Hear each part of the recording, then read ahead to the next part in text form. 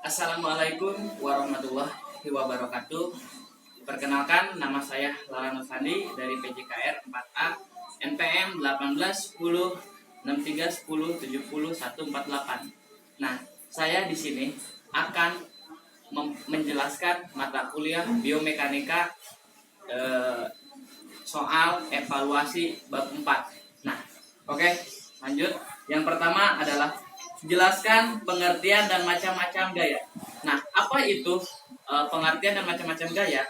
Nah, gaya adalah suatu yang dapat mendorong atau menarik dengan cara kontak langsung atau lewat gravitasi untuk mengubah gerak suatu objek.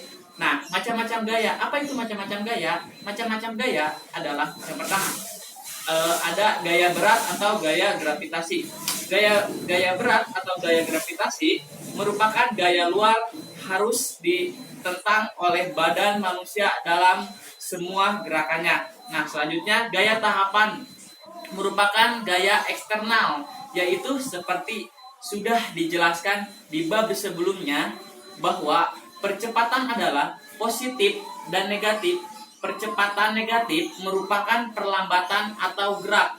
Nah, selanjutnya adalah gaya gesekan merupakan salah satu gaya yang juga merupakan tahanan gesek. Gesekan terjadi pada bila dua benda saling kontak pada permukaan yang sama oleh adanya gaya yang bekerja dari benda yang satu terhadap benda yang lainnya atau sebaliknya. Nah, yang terakhir adalah gaya kontraksi otot atau kekuatan merupakan gaya dari dalam tubuh, merupakan selalu gaya yang paling penting dalam dunia olahraga. Selanjutnya, pertanyaan yang kedua adalah sebutkan dan jelaskan aspek-aspek gaya. Nah, jadi aspek-aspek gaya itu adalah yang pertama, besarnya gaya. Besarnya gaya adalah besarnya gaya yang dapat dihasilkan oleh badan berbeda-beda pada tempat-tempat yang berbeda. Makin jauh objek dari pusat bumi, makin kecil tarikan gravitasi, makin kurang beratnya. Nah, yang selanjutnya ada titik tangkap gaya, ialah titik di mana gaya dikenakan kepada suatu objek. Untuk gaya gravitasi, titik ini selalu melewati titik berat objek. Nah, selanjutnya arah gaya. Arah gaya adalah suatu gaya, ialah sepanjang garis gerakannya, karena gaya gravitasi menarik semua objek ke arah pusat bumi, maka arah gravitasi adalah vertikal ke bawah. Nah, selanjutnya adalah pertanyaan yang ketiga. Jelaskan bagaimana cara memadukan gaya. Nah,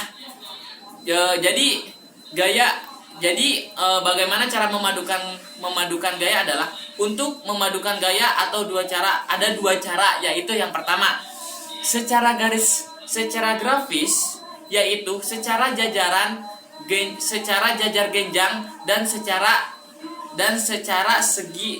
segi banyak.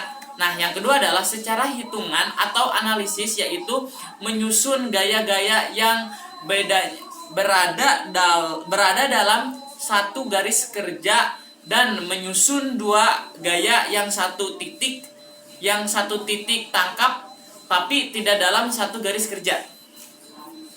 Nah, yang pertanyaan keempat adalah jelaskan bagaimana cara menguraikan gaya. Jadi cara menguraikan gaya adalah sebuah gaya R yang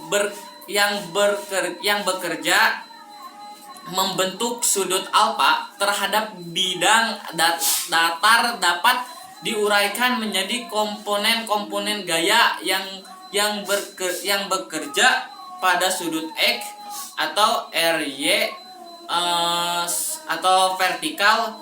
Besaran Rx dan RY ditentukan oleh besaran sudut alfa.